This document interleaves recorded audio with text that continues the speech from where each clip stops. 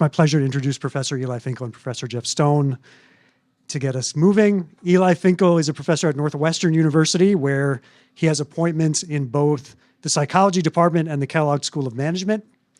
He serves as the Morton O. Shapiro Fellow at the Institute for Policy Research and is the founding co-director of the Center for Enlightened Disagreement.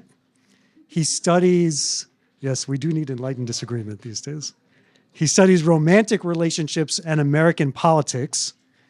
Maybe that's what our politics needs, more romance, love. He is the author of The All or Nothing Marriage, and he hosts a podcast called Love Factually, which analyzes popular romance films from the perspective of relationship science, fact-checking Hollywood.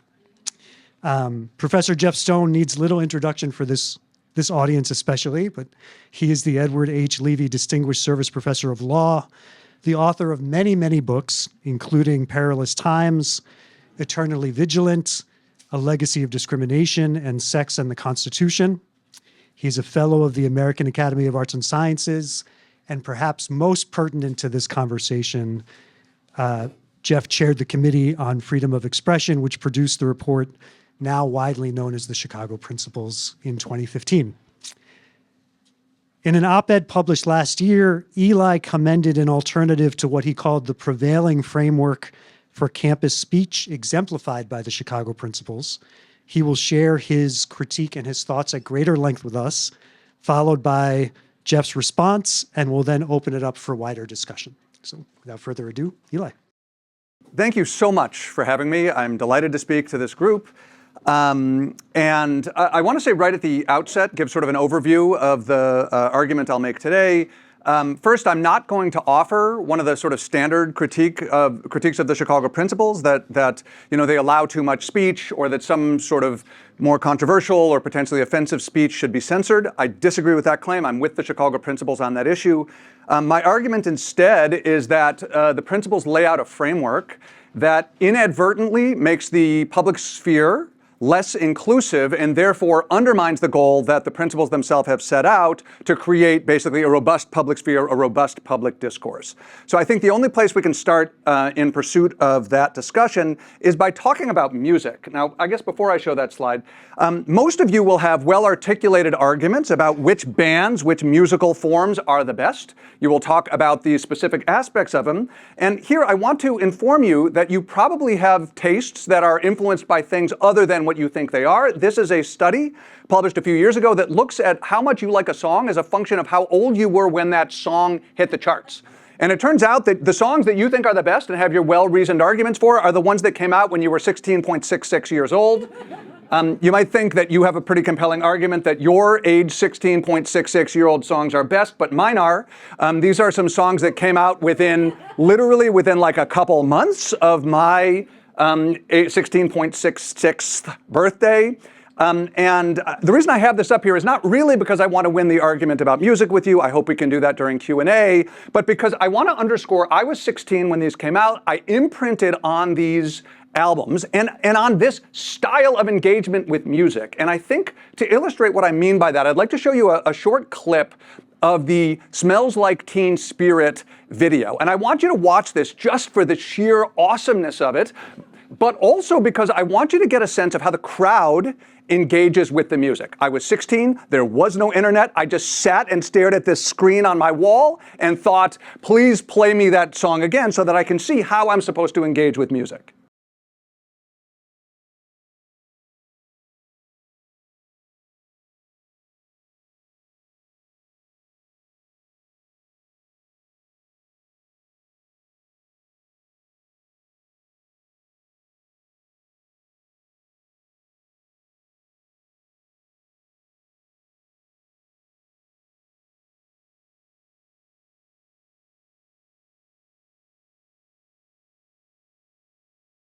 How many of you were not like nodding your head along? Was there anybody? So the problem is, for the next 4 years, age 16 through 20, this is what I did. These were my peak experiences. I saw Nirvana. I was way up in front, right next to Kurt, moshing, rocking out exactly how they taught me in 1991 I was supposed to do it, because I saw that video. Now, fast forward 4 years, and a new guy entered the mosh pit. Some like totally different experience. And I want to illustrate what this looked like. Again, okay, hold, whoa boy. But a new guy entered, and I will try to flag this for you. I don't know how well you guys can all see this, but I'll show you what new style of dude, new style of character entered the mosh pit and how it affected me. So I want you to watch. Okay. So this guy. Well, trust me, he still exists, at least in my psyche. So I had a different experience. When this guy started entering the mosh pit, I thought, I don't want to mosh anymore. Like, it's no fun with him like throwing haymakers all around. And there's several people here. I don't know. You can, like, this guy here was like in the mosh pit, and then that guy came out, and this guy that I just circled sort of like backed off. And you've seen that, right? If that looked familiar to you, it's because this is how a bunch of people behaved in the mosh pit once this other guy entered. And that's me. That's like live footage of me from 1995 being like, what happened to this place that I loved? What happened to the mosh pit when the haymaker guy came in? So this is me in 1995, and I'm facing a decision, right? So I learned to mosh from the Smells Like Teen Spirit video. These were my people. I wanted to be this guy or this girl and mosh alongside them. And this guy came along and ruined it for me. And I just opted out, and like, so be it, right? That's fair enough, because it's a mosh pit and it's not that big a deal. But I do want to ask you, in what sense was I free to mosh? So yes, it's true. Nobody was forcibly restraining me from entering the mosh pit, but I decided this is no longer a place that I want to be involved. And for this, we must consult political philosophy. And so this is Isaiah Berlin. Many of you, of course, will be familiar with his distinction between what he calls negative liberty and positive liberty. We can set the terms aside. He says that there are two forms of liberty. One is freedom from interference, right? And so the idea here is there's lack of restraint. Nobody is forcibly preventing me or making it so that I cannot mosh.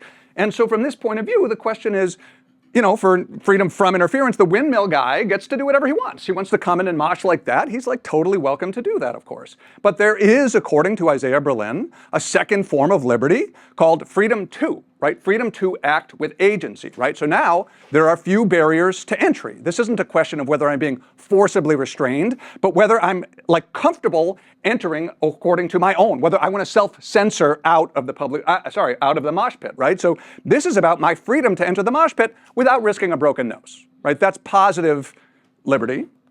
And as you can tell already, these two types of freedom are in tension, right? Should there be rules regulating mosh pit behavior? Well, that depends on what a mosh pit is for. What is a mosh? What is the function or the raison d'etre of the mosh pit, right? Why is it there? Why do we care that these things exist? Do they have value, and should we want to make them as good a place as we can? Is it a place where people can dance however they want? Is it a communal resource that's welcoming to everybody? Is it some combination of both? And of course, it's crucial that we solve this because mosh pits matter, but the reality is this is only a metaphor for us to think about the public sphere, right? We can talk about mosh pits later. Let's use that as backdrop to talking about the public sphere. And I want to ask you, is there an equivalent of the windmiller in the public sphere? I'm not talking about literally people throwing fists, but verbal haymakers in ways that will alter the feel of the public sphere. So is there a speech analog to the windmiller? And I want to suggest here, in fact, the core argument I'll make today is there is an analog. So what might it look like? So this woman has just come. They're having a debate about abortion rights. And she says the government absolutely has no right in regulating what women do with their own bodies. And rather than him responding with something about fetal personhood or anything about, you know, when the heartbeat happens or anything like that, he says, "You stupid libtard. You stupid libtard." Right? This is the response. This is, to me, the equivalent of the windmiller, right? He is polluting the public sphere. So how should we handle such behavior? Well, look, there are prevailing perspectives, pro-speech perspectives. My perspective is also very pro-speech. There are other pro-speech perspectives. I view them as like the prevailing pro-speech perspectives. I think they're really well represented by this terrific book by Greg Lukianoff and Ricky Schlott. If you have not yet read it, I highly recommend it. Greg is, of course, the director, the president of the FIRE, the Foundation for Individual Rights and Expression. Ricky Schlott is a political commentator, and they bring up almost this exact example. They say this: well, If someone tries to dismiss you by calling you a cis-hetero white woman or an anti-Trump libtard, it doesn't require much more than noted. Now let's get back to the actual issue. Now, again, I'm going to put my summary on what I think they're saying. I think they will agree that this is what they intend to say, but it's certainly what I'm hearing them say, which is put on your big girl pants, right? Like put on your big boy pants, just suck it up and start talking about the issue again. And I hear that and think, seriously? This seems like a reasonable price to pay, to ask people to pay in order to engage in public discourse? That she's got to be subjected not only to people who disagree with her on the substance, but are going to just shout personal invective at her? That's what we want to do in our free speech contexts? So let me ask you this. I just did this cute example of some woman who has opinions about abortion rights and some guy who wasn't nice to her. Let's use data. What is it that makes people opt in or opt out of public discourse? Well, it turns out that there's good research on this topic. So here's a study, for example. This is a scenario study. You imagine that you're in different sorts of contexts. Either the people talking in the public sphere, the debate that's going on this political issue, they either agree with you or they disagree with you. And orthogonal to that, the study also manipulates whether the conversation is heated or whether it is calm. So this is relevant to are people willing to engage across difference? That's this, right? Are they willing to engage when people are screaming at each other? That's this variable. So what do the results show? There is a large main effect here, such that people's willingness to opt into the public discourse doesn't have a whole lot to do with how much they agree or disagree, has a whole lot to do on whether the tenor of the discourse is nasty versus calm, or what I'm, in my language, more polluted versus less polluted. Now, you can get some sort of early quantitative metric of this. If people are talking about entering a conversation where they agree with the prevailing view, you get a 50% increase in their likelihood of doing it if the conversation is calm rather than heated. It's almost 100%. It's an 85% increase for calm relative to heated if there's disagreement. So there is a huge amount of people opting out of public discourse for reasons that have nothing to do with substance.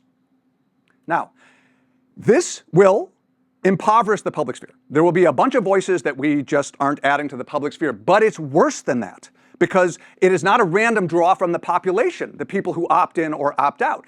This research, but there's a bunch of research that shows who's especially likely to opt out as things get nastier, as they get more libtardy, right? Who's more likely to opt out? First of all, there are individual differences on conflict receptivity. People who are happy with conflict, they're happy to talk no matter what the context is. But a lot of us are uncomfortable with screaming and yelling, and we'll be no. So that woman who had her views about abortion, she might be I care, I have views, I'd like to add them to the public sphere, but if this is the rules of engagement, I'm not going to do that. It's also, by the way, so it's, this is the bullet point I care about, right? It's not merely impoverished, it's distorted. It's not just that we don't have as many voices as we want. The voices that are represented in the public discourse are not representative of the views that exist in the collective or the personalities or, yes, the demographics. This study shows that the difference between the likelihood of engaging in the calm versus the heated context is larger for women than for men.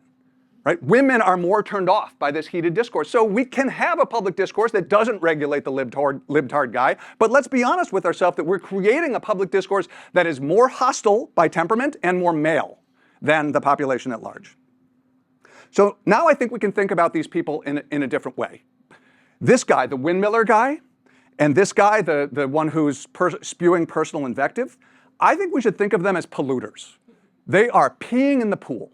There is a communal resource here called the public sphere, and these people have taken the liberty of altering the public sphere in a way that makes it less welcoming for other people. Did our friend, the person who had views about abortion, did she have the right to continue speaking in the public sphere? Was there a negative liberty violation? No, there was no violation of negative liberty. There's a violation or a compromising of positive liberty, her willingness to engage if these are the rules of engagement. Now, once we start thinking, not just about the individual holding the microphone, but about the public sphere as a communal resource, some new questions come to the fore. For example, we can think about variation in public spheres. What sort of climate are we trying to cultivate?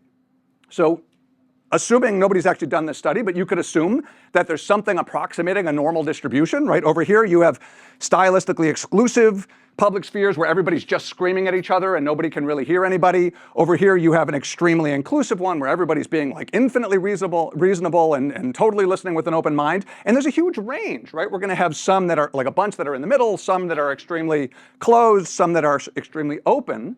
But what I think is interesting to think about is that people will vary in their threshold for opting into the discourse as a function of how inclusive that public sphere is. So this might be a participation threshold for the conflict receptive or the structurally secure. You think conflict is fun, let's do it, and you have tenure, you're willing to talk in any public sphere that's at least as like receptive as this. Now, what if you're somebody who isn't like that?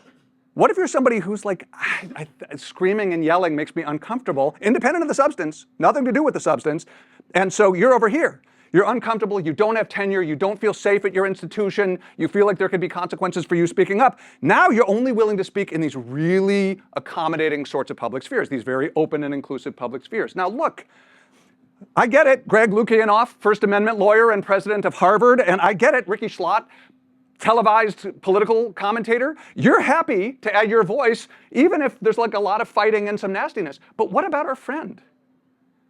Most of the public spheres that I've listed here will exclude her. Her voice is gone, not because somebody stood there and said, you will not go on there, but because she's like, no, if that's the cost, if that's the price of the public sphere, then I'm out. Okay, so this is, by the way, distortion. So we hear a whole lot from the Greg Lukianoffs and Ricky Schlotts and Eli Finkels of the world, and not much from this woman whose ideas are presumably just as good as ours. What are we talking about when we talk about the right to free speech? I want to be clear about this. The debate I am having today, people might disagree, you might have a different perspective on this. The debate I intend to have today is not about whether we favor policies that expand or restrict speech rights. I know you guys, the Chicago Principles, you've been attacked a bunch. You allow too much, including hateful stuff. We must protect people, less freedom in that sense. That is not my argument. I'm with you guys on that. But there's this separate question, not about like more rights or less rights, but really about whose rights. The question is about whose rights we seek to prioritize when we set policies for the public sphere. Do we want to defend and protect this guy's right to spew personal invective that's totally unrelated to the substance? Or, and yes, this is an or, do we want to protect her right? Do we want to make it as inclusive as we can to make sure that there is a broader range of people willing to enter the discourse? Now we're ready to ask the question that we didn't answer about the mosh pit, but I'm going to try to answer it about the public sphere. Why is it there? On campus, for example, that's a conversation for today. On college campus, I'm not talking about the National Mall, there's many contexts, but the public sphere on college campuses, what is the raison d'etre of the public sphere? Why do we have it? One possibility is it's a place where we make sure that people speak without any constraint. Right? This is a totally reasonable, liberal, classical liberal sort of idea, that there should be no constraint on what people are allowed to say. But maybe it's a communal resource that's welcoming to everybody, right? And again, Isaiah Berlin told us a long time ago, you actually can't optimize on both of these, right? So the question is it some blend of both? And I think it is. I think it is some complicated blend of both, and I'm going to try to make a case that we can solve for both of these problems. Now, finally, time to bring up the Chicago Principles. Now let me just say, and not just because you're here, I'm a monumental admirer, and I'd like to explain why. This has been and continues to be basically the only game in town, right? We have arrived at some illiberal moments, and in this crisis of illiberalism that we're seeing, including on college campuses, there has been a beacon. I know this sounds like I'm ingratiating, I'm about to criticize, but there has been a beacon that I think all of us who think, no, we can't have ideology censor certain sorts of viewpoints, I have been a huge fan and remain a huge fan. Let me give you an example of the sort of stuff that's like really compelling. I will offer a critique, but really compelling. And let me also say, so well written. I don't know if that was your pen, but I don't think the Principles would have the influence they've had without it. And let me just give you an illustration of how beautiful this document is, right? So, although the university greatly values civility, and although all members of the university community share in the responsibility for maintaining a climate of mutual respect, concerns about civility and mutual respect can never be used as a justification for closing off discussion of ideas, however offensive or disagreeable those ideas may be to some members of our community. I mean, this is actually tattooed on my stomach. This is awesome. Like, I'm totally crazy about this.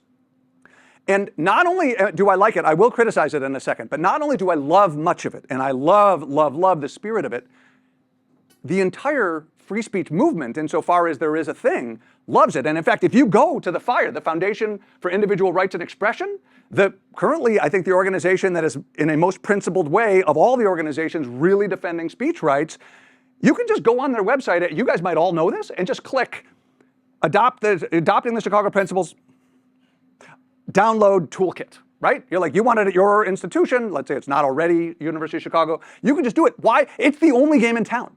It is the only game in town. Now, let me now go to my critique.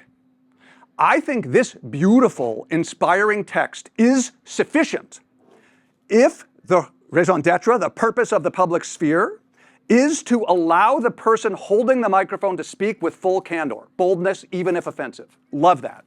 But what if that's not the raison d'etre of the public sphere, or not sufficient? What we really want, and this is my words here, is to cultivate an inclusive climate for the unbridled exchange of ideas. Two different things that have some tension between them.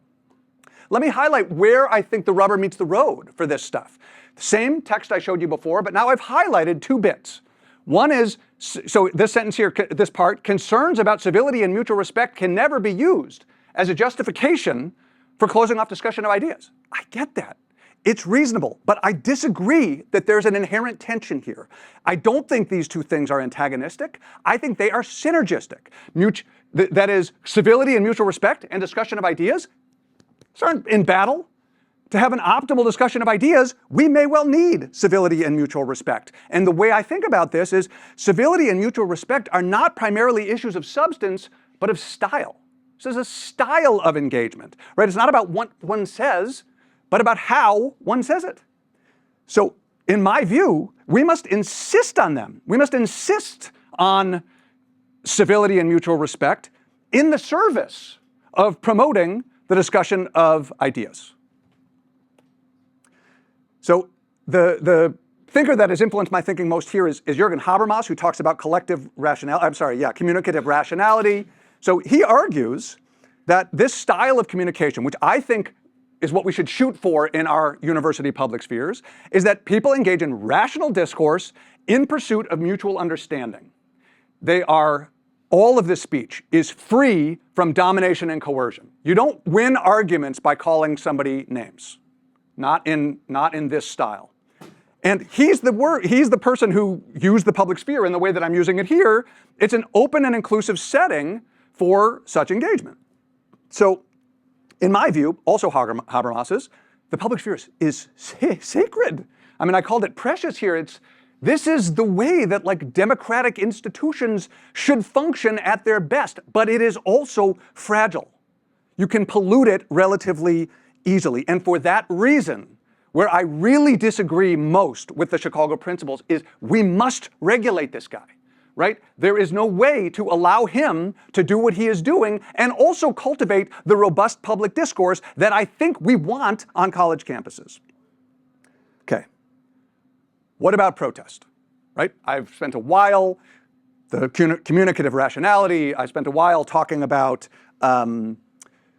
the public sphere, discourse, and so forth. What if you can't meet your needs? What if you have views that really can't be met through the rules of communicative rationality? And what I mean here is through the norms that everybody has equal standing, the norms that coercion and enforcement of power, those things are unacceptable. I'm talking about all that stuff's included. So now I'm talking about what if you think the university needs to divest from investments involving Israel, and you know who's not in the public sphere? The Board of Trustees, right? And you just cannot get the ears of the people who are relevant to the points you want to make. I respect that as well. So I believe we need to realize that there are not one but two modes of public discourse. And the first one is what we've been talking about. I think we can call it discourse. And the idea here is simply inclusive pursuit of truth. So if you're protesting in a way that's like everybody is welcome and everybody has an equal voice, then you don't need any special rule because I have you included here. But there are circumstances under which I think we really do need to protect other forms of speech. And let's be honest about what we're doing here. This is where you're not willing to do this, everybody gets an even voice, and so forth. Now this is victory through force. You are no longer exploring truth. You're no longer in the pursuit of what might be true or good. You know what's true or good. A change needs to happen relative to some sort of status quo, or the status quo needs to be defended against some sort of change. And so you need to use some other methods in order to make sure that you have communicated. I am totally in favor of that sort of speech as well. I think it does have a home on college campuses, but they require different rules of engagement.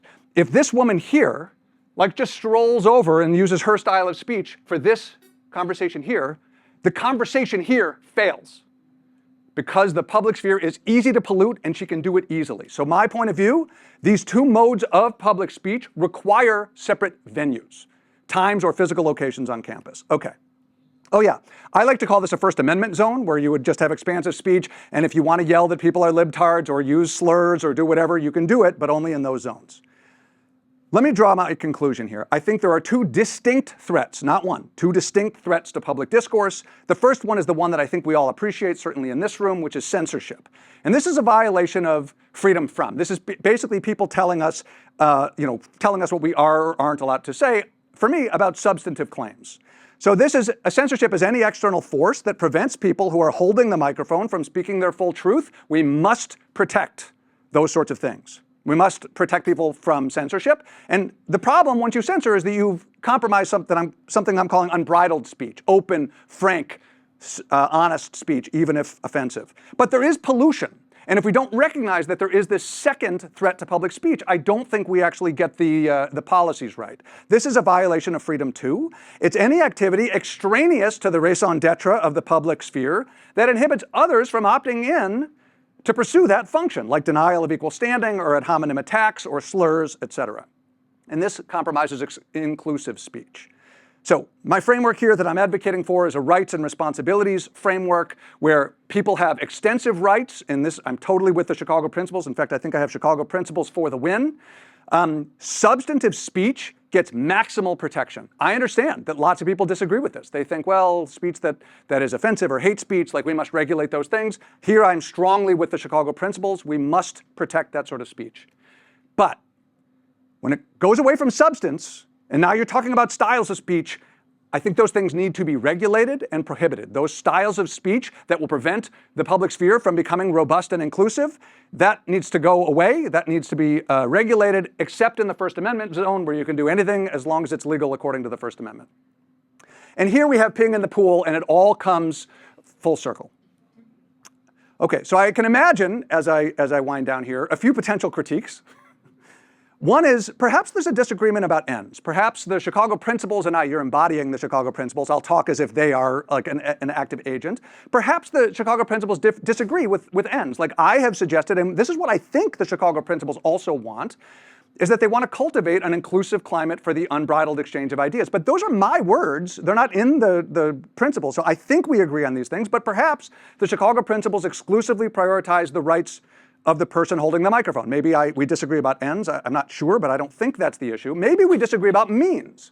Maybe we agree about the ends, but we have the same ends, but the Chicago Principles believe that allowing polluting styles of speech, invective, slurs, and so forth, is the best way of achieving this inclusive climate that we're all trying to get to. Or maybe there's a disagreement about the disagreement. Maybe the Chicago Principles believe that they favor regulation of polluting spheres of speech in precisely the way I proposed here. That would be a shock and totally amazing. And I know Greg Lukianoff is coming soon, and we can team up and like gang up on him and basically tell him why he's wrong. That'd be fun.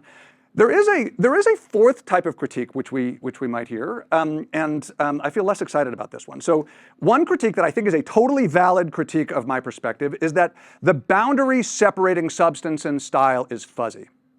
Guilty.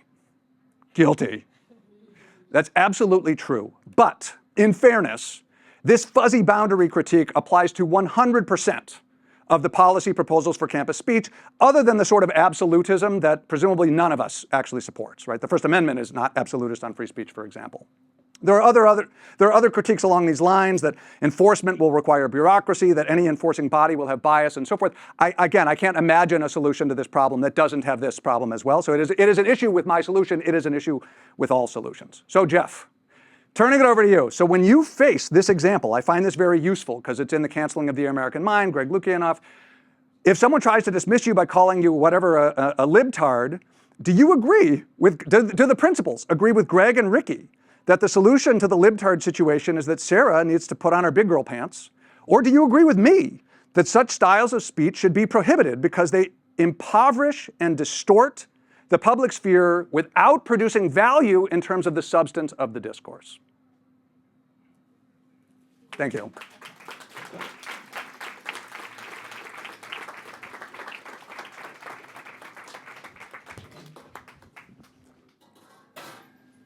Fuck you.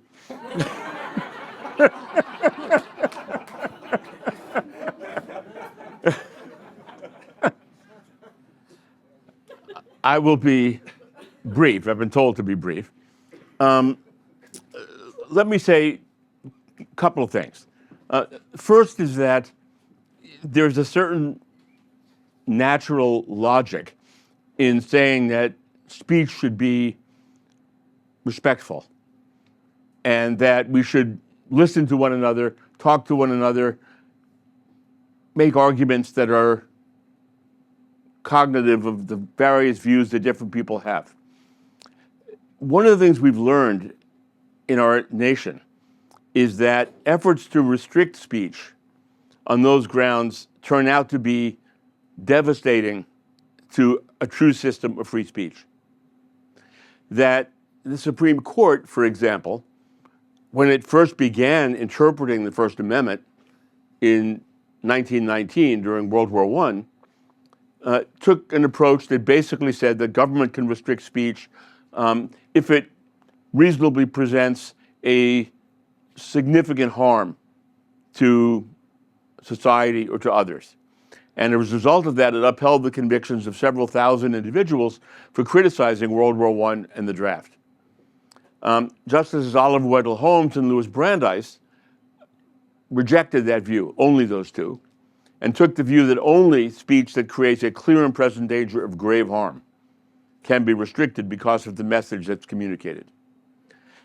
And the main reason why they took that view is they understood, as the court over the next half century eventually came to recognize, that if we give those people in positions of power the authority to determine whose speech can be restricted, they will abuse that authority. They will use it in ways, whether they recognize it themselves or not, in order to disadvantage those whose views they disagree with and to protect the views of those they agree with. And this is something that we've seen repeatedly over and over again in our history. And as a result of that, the court, over a 50-year period, came to the view that Holmes and Brandeis initially put forward, which is essentially that we have to distrust those in power when they seek to suppress speech because of the expression of particular points of view or the ways in which those views are expressed. Because we simply cannot trust them to do that in a way that is not meant to manipulate the public discourse. And if you try to apply the rules that Eli puts forth, I can't imagine what they would even be. Whose speech would be prohibited? What are the rules? Right? How do you know which speech gets restricted and which speech doesn't get restricted? It's extremely ambiguous and vague and fact-dependent. And I certainly don't trust government officials to do that, and we should not even trust university officials. Maybe in this university we can trust them, but not in other universities, certainly.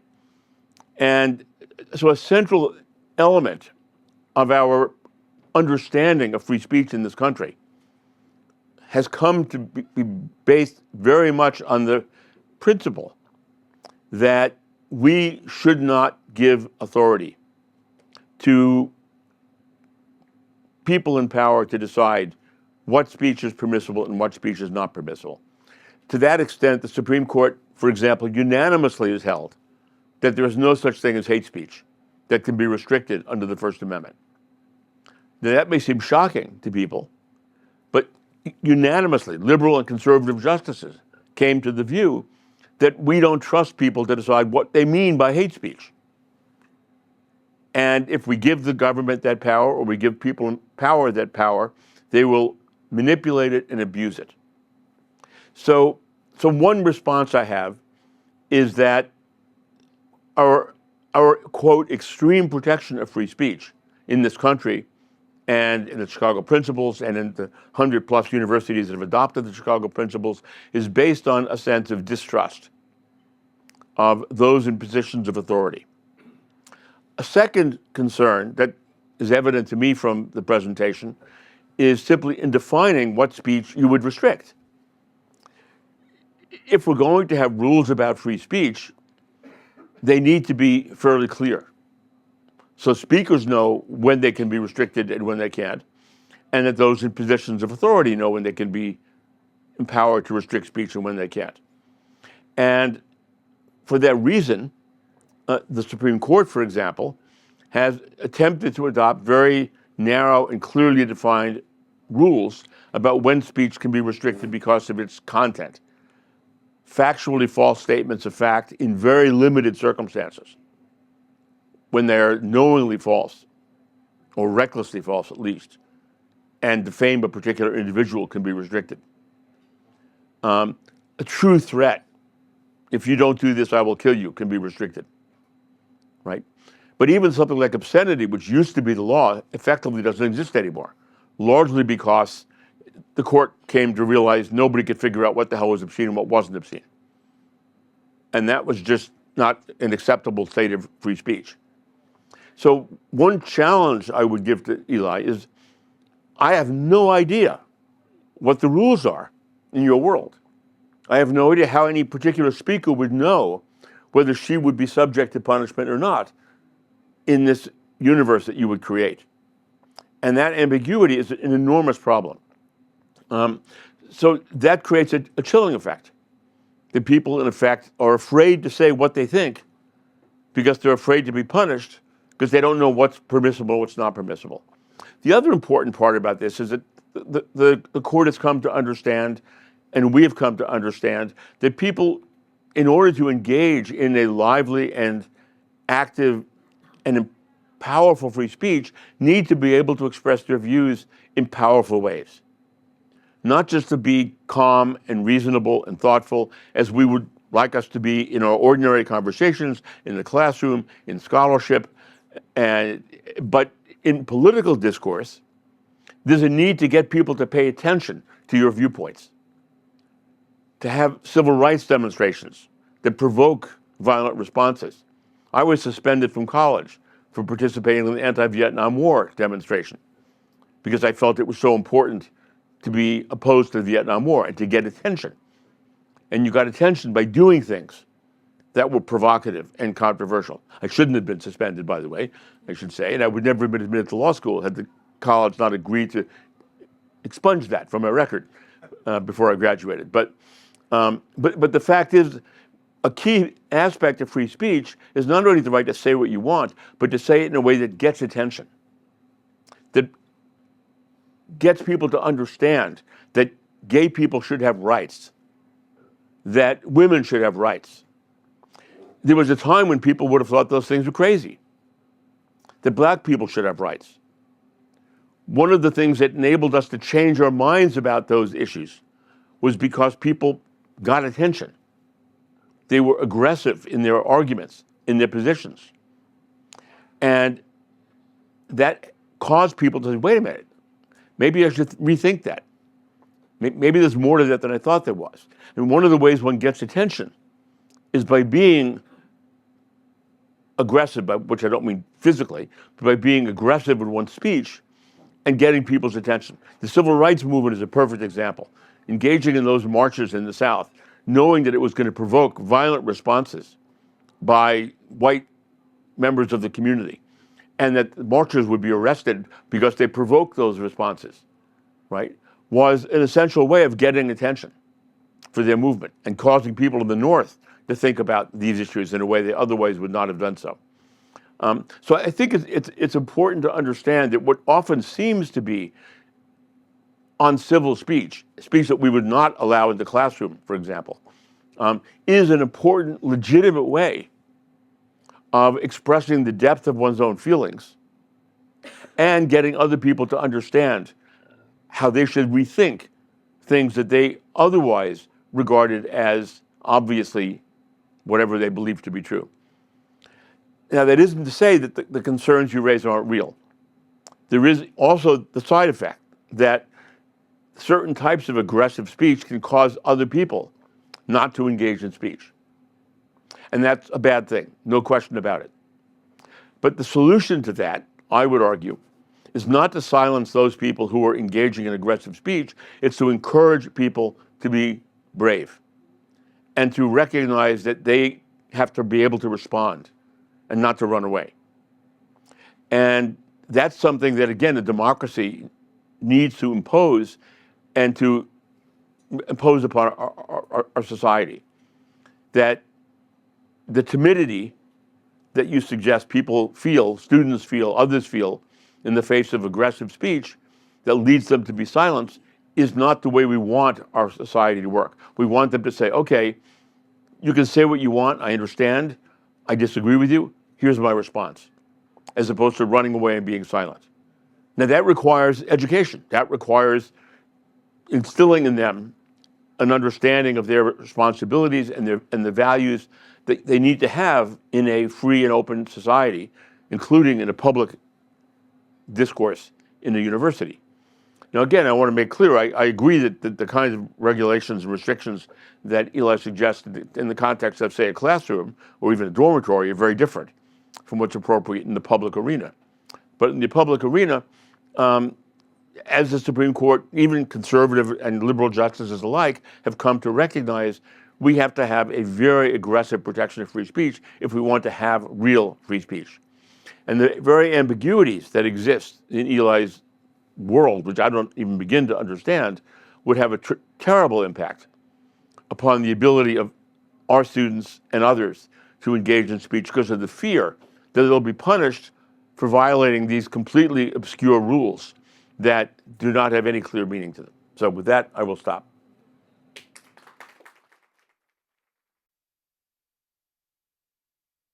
Do we go together for? Yeah.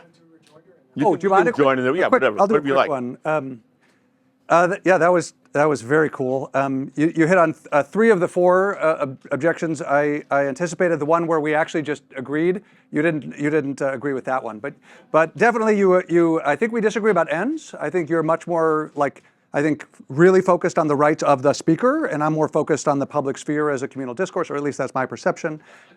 I'm more concerned about the public sphere than you are. I think the public sphere works only if they hear the power of the views that people they disagree with. Got it. So differ on means. Differ on means that if we both want to create the most robust public sphere, I think this way would do it, you think that way would do it. And it's interesting coming at this from one of us is a lawyer and one of us is a social scientist, and you did cite some evidence. You cited some data about when we started having restrictive rules, World War I, people were imprisoned when they shouldn't have been. That's a problem, and that's like a type 1 error. That's like a false positive, right? That is, people have been regulated that shouldn't have been regulated. If we want to really test trade-offs, so if we want to think about the best policy, we also need to study type 2 errors. So one error is we've regulated speech that we should have allowed. The other error is we didn't afford speech that we should have afforded. And I don't think that the evidence that you've presented is sufficiently, I think that if we're going to try to make a robust discussion about what will make the best public sphere, we need to know both of those things. We need to know how many people, under what circumstances, that they wanted to speak and they spoke and they shouldn't have been punished, but they were, and how often and with what consequences they wanted to speak, but the circumstances were such that they didn't. And I think that for us to make an empirical case, we need to figure out which is which. Like, I think the evidence that I presented here today exists alongside the evidence that you cited of people being inappropriately imprisoned. I have, but people are almost twice as likely to opt in under some circumstances than others. And yes, we can tell all of them to put on their big boy pants or their big girl pants. I understand that you agree with the Lukianoff perspective on this, that's what we should be doing. He agrees with your perspective, that's right. That's right, he is a Conian. But from my point of view, it's like easy for you and me and Greg Lukianoff and Ricky Slott to sit here and tell everybody else to put on their big boy pants because we don't have the fear of engaging in the public discourse that half the population might have. And so I'm trying to set rules and regulations not to protect Greg Lukianoff. He doesn't need my help. I'm trying to protect the people who would love to have their voice in the public sphere, but haven't been trained up in the way that you think we should be training people up to have different temperaments than they have. My analysis here is only on college campuses. So I'm engaging with you on the Chicago principles. I'm not at all foolish enough to engage with you on free speech rights in all contexts. Frankly, I'm foolish enough to do this. I don't even know why.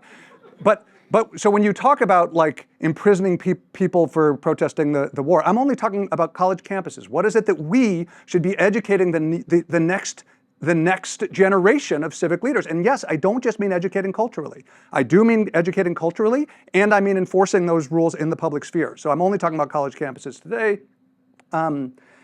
What are the rules for fighting words? Like, it's been 100 years, or 78, whatever, years of jurisprudence on like defining, even you pornography. Know it when I see it. Like, so it seems glib. It feels glib to me when you say, Eli, you have this new idea, but you haven't defined your terms. I agree with you that the First Amendment has a head start. There's been 100 years of jurisprudence on what surely people would have had your reaction when people first introduced that thing as well. Yeah, what are fighting words? What is obscenity, right? Sure, of course. These things, we have to decide, do we care? Are these things important? And if they're important, we have to figure out what counts, what are the rules? I agree with you that I haven't fleshed out, I can't compete with 100 years of First Amendment jurisprudence, but your reaction would have shut down the First Amendment too at the time, because those terms, like fighting words, I would have just called them nebulous and nonsense, and we can't go down that road. Seems like it would have been a similar sort of thing. On protest, I advocate for allowing a protest sphere. I'm not opposed to gay rights protests. Remember, if we allow gay rights protests, we also have to allow pro-Nazi protests. It's the same thing. Policy-wise, it's the same thing. But it is specifically for the reasons that you've articulated why I think we must have a respected protest zone that is not subject to the rules I've suggested. That's all I got.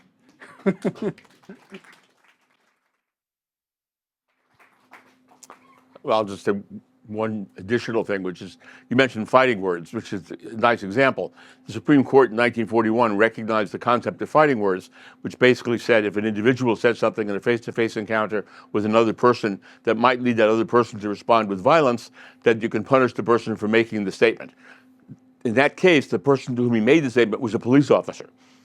And the Supreme Court nonetheless upheld the conviction of the individual for criticizing the police officer on the theory that the police officer might respond with violence.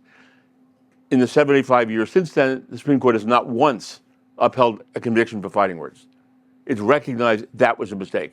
Not that it's not a problem. In the real world, there may be cases where someone insults someone else and they will respond with violence. What the courts recognize is we don't want to be in the business of deciding when there is a fighting word and when someone can be punished for saying something that criticizes somebody else. That's just going to be a mess, and we don't trust ourselves to do that. So that example, it's another good one in terms of the court recognizing that we just do not trust ourselves to allow those in power to decide what speech is permissible and what speech is not permissible. So we should open up for questions or comments.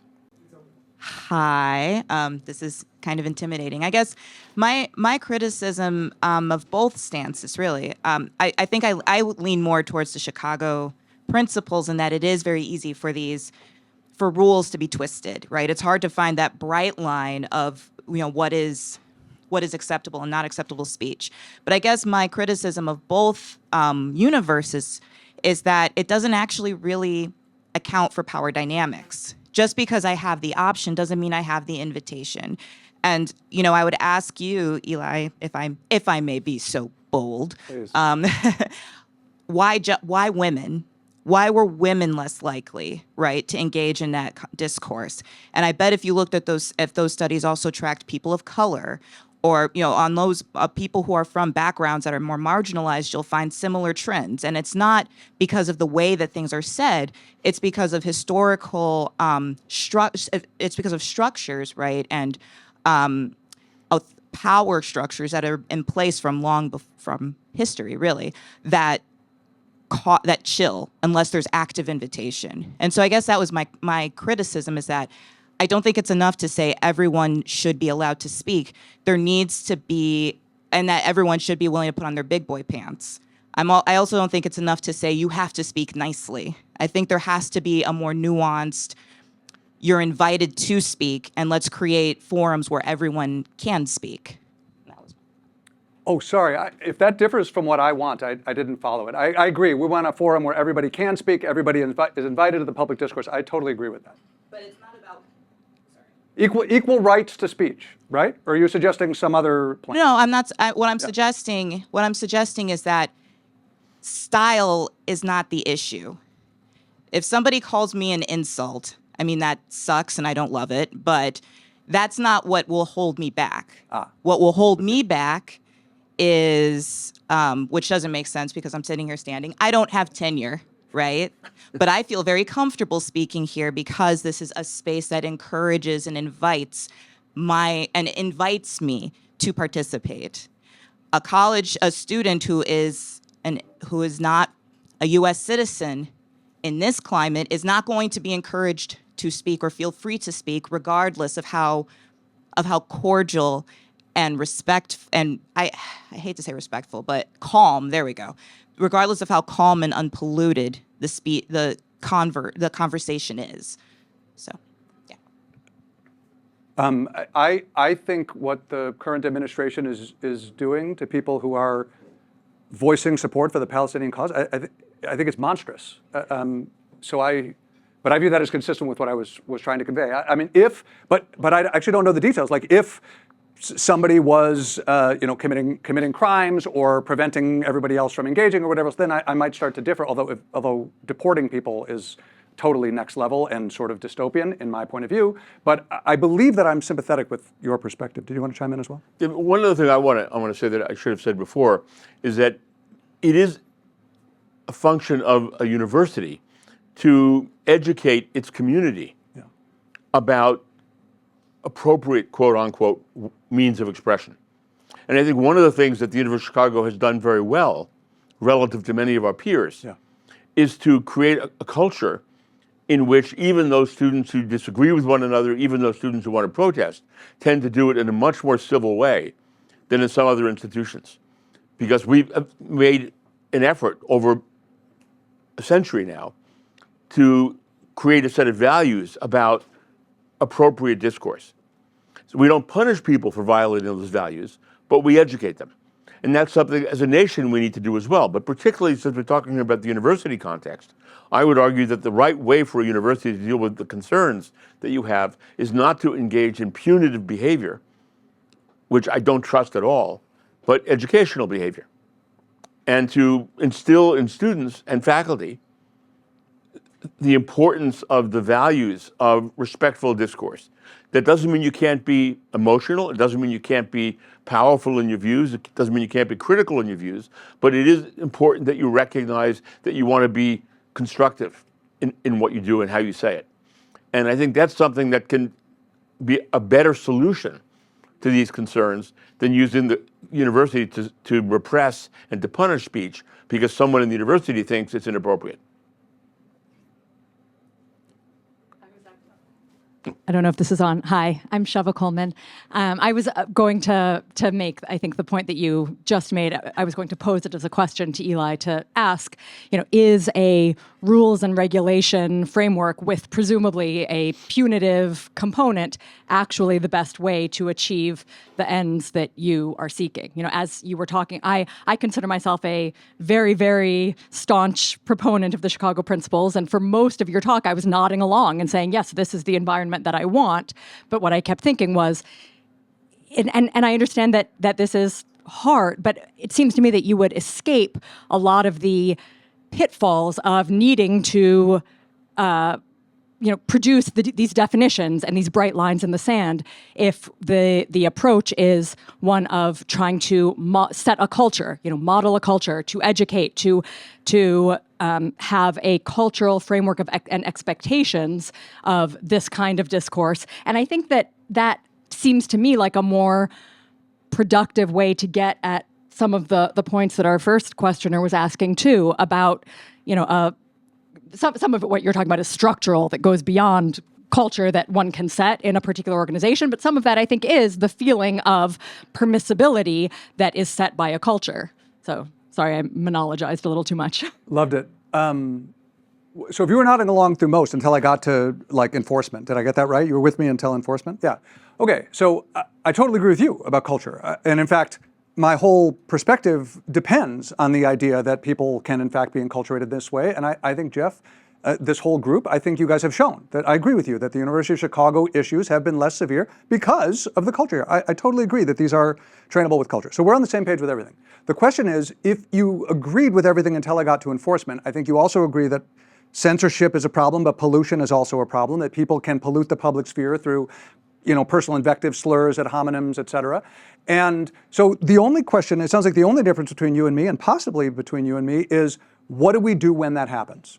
One possibility is we say, more culture, like we got to do the culture better. And if one person violates the culture, that's like a culture fail, right? That's basically an inadequate, that basically makes, if one person violates and goes into the public sphere and does this stuff, that means that the culture has failed if the culture is the only recourse available. In the meantime, the public sphere was polluted. I think we've mutually agreed that that's what the consequence would be. So what should we do? Yes, I believe that there should be sanctions. Now, to be clear, I mean, I don't necessarily think they should be killed on their first offense. I think there's a range of things you could do, including if you don't speak in a way that is focused on substance, that isn't preventing people from joining us, we will have to take away your opportunity. This is now a second warning, and then a third warning that says you've now been disinvited from the discourse because you're not able to play nice with your friends. Am I fine with that? Yes. Do I think that's better than being like, bummer, culture? Yes, I think it's better. So I'm Nigerian. Thank you for the talk. I'm Nigerian, and when you were speaking, what you describe as pollution and the kind of things you describe, people backing out of the conversations because of the certain, the lack of calmness. People often comment on the way we argue in my part of the world. There tends to be aggression. When a Nigerian family who love each other are discussing something, everybody shouting, and not all the time, but most of the time, that's the way it happens in our part of the world. So everybody does that, and then afterwards you're having a meal together. It doesn't, you use the word train when you were responding to Professor Stone, and maybe Use we the word train. what? I Training? think train. You use the word. Yeah. So, maybe we have been trained or adapted, or our genes we've evolved to. That's the way things are, whether you're a woman or man. And of course, the data used, I would imagine, are from the Western world. I don't think that data will be from Africa. I mean, I don't know for sure. So I'm wondering whether this is an opportunity or whether there's an evolution happening in the Western world. For example, in the past decade, in the past few years, we've seen your government, your mainstream media, at least I'm speaking from someone, in Nigeria, we've seen you people become more like us in many ways, And I'm thinking perhaps this is an evolution happening. What you're describing as pollution could be your culture changing, upgrading perhaps, to become more like the way we are. You shout, you're brave, you da-da-da, and then everybody goes, you have a meal afterward. So I understand what you're saying, but I'm just wondering whether, like you pointed out, there's so many pitfalls to your proposition, and maybe really it's an opportunity, it's an evolution of culture in the Western world to get to the point where people you use the word brave. I don't know if that's the right word about borrowed, braver when it comes to these kinds of situations and conversations. Thank you. Outstanding question. My approach here is empirical. So I'm interested in the sorts of data I showed you. That is, when people communicate, if let's say I'm in Nigeria, and I have condition 1 where people are talking in the way you're describing, and condition 2 where they're like being super polite and seemingly false, perhaps by Nigerian standards. And if I get the understanding that people in Nigeria will opt in to the really assertive sort of engagement and not, I wouldn't regulate the calm one either way, but I'm interested in knowing the styles of discourse that are prohibitive in this context. So in a given context, say Northwestern University, like you've talked about updating your thinking about using the N-word in class for pedagogical reasons, right? You have a high-profile example. I love that example.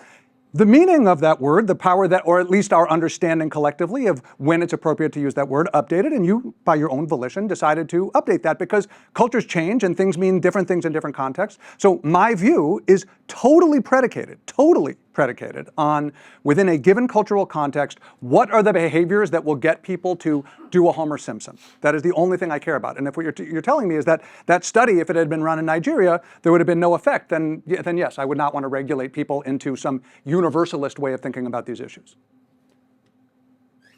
Hi. Yeah, thank you both for the presentation. So I'm struck with this question about data because it occurred to me that something that you mentioned, Jeff, that made me think a little bit about this notion of provocation. And you've been focused a lot in your data on inclusion in the conversation.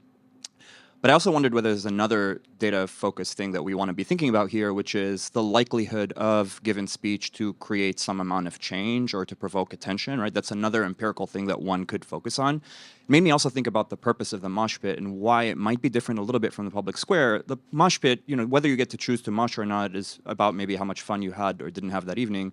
You might imagine that the public sphere, and as it relates to the sort of discourse and ideas, the function we're optimizing for may not be fun. It may be something like our ability to create change in our society. And from that perspective, it may be that the windmill guy who just has a negative impact in the mosh pit scenario may actually have a different function if the person who's engaging in style that some people might find provocative. I'm sympathetic to the idea that it may be hard to figure out where to draw that boundary. If they're generating attention that results empirically in greater likelihood of change, I think we may think about that person pretty differently than we might think about the windmiller inside the mosh pit, if that makes sense. Is this also me? Okay. Sorry, man. That's okay. No. They don't know what I think, so. I haven't written some gorgeous document that everyone's memorized. It's going to be my epitaph.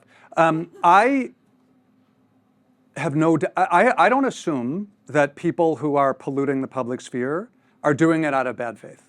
I presume that they wholeheartedly, on average, I may be wrong, but I'm happy to stipulate for this conversation that they wholeheartedly believe, how could I possibly adhere to the rules of we're not going to coerce each other and everybody has an equal voice and we're trying to sort of learn and discuss with one another. I agree.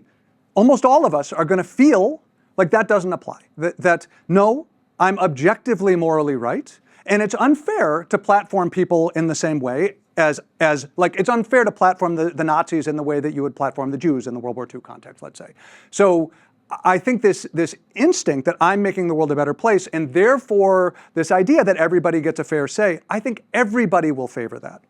The problem is there's no consensus on who the people are who are the correct ones or the incorrect ones and who's being marginalized. And like some people on college campuses think what we really need to be doing is taking care of historically marginalized communities. And some people think, where the hell are the conservatives, right? And there's different ways of framing who's being marginalized. Did I misunderstand? Yeah, I think I'm not saying that, I don't think I'm trying to say that one party's right and one party's wrong. I guess I'm saying that if we were to regulate style, could we maybe empirically find that you get less likelihood of provoking attention in the speech and therefore less likelihood of change, right? So like empirically, what do regulations on style mean for the status quo? If it's the case that everyone is only allowed to speak politely, going back to the civil rights era example, would you have generated the same type of change than if you were able to provoke attention because the style was less regulated? And I also, a related point is, I think we're also imagining a type of discourse on campus that literally only occurs in physical spaces. If someone's uncomfortable with a particular stylistic event, they can write an op-ed, they can have their own event. I mean,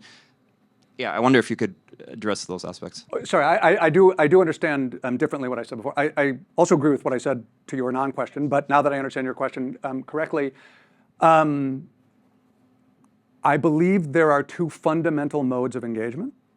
One is we are having sober, rational discourse. Everybody is assumed to have an equal standing here, and that me winning through coercion, me being able to shout or get attention, is not actually a way to win an argument. In fact, it is irrelevant to the argument. It is a means of coercion and power exertion. I respect it. I believe even on college campuses, we've talked about this a number of times, my thinking's evolved. I think it is necessary, even on college campuses, where I think it should be like ground zero of protecting the Habermasian version that I favor so much, we must have means of attention-grabbing protest. These are not people who are open-mindedly engaging in discourse to like work toward the true and the good. They know what's true and good. They're not getting their version of true and good enacted, and so they're going to use coercive methods, forgive me for the word, coercive methods to force other people to do things that they're not inclined to do. I'm glad that exists. Putting them in the same space at the same time will pollute the public sphere and destroy what I think is the more important of the public discourse happening. We might disagree about which is more important. That would be interesting. And we might actually. What about that claim that there are these two modes of engagement, regardless of whether you agree with all parts of what I said, and that one of them is more important for colleges to protect? Do you grant any of that? I think there are many different ways on college campuses for views to be expressed. And there are lectures that can be given, there are books that can be read, there are classes that can be taught. I think it's a mistake to exaggerate the importance of the public protests that go on. I mean, they matter, they get a lot of publicity, right. But I think in terms of the actual views that students, for example, adopt over time, they have lots of ways of exploring those. And the fact that somebody can, I don't even like the idea of bullying as an example, but the fact that there are people who can dominate a certain moment doesn't mean that means other people automatically change their minds or automatically are silenced. They may be silenced in that moment. Yeah, in that moment. But it doesn't mean that they're silenced generally, and they're still perfectly free in all sorts of other ways to express their views. This will be our last question. Colin Mumworthy.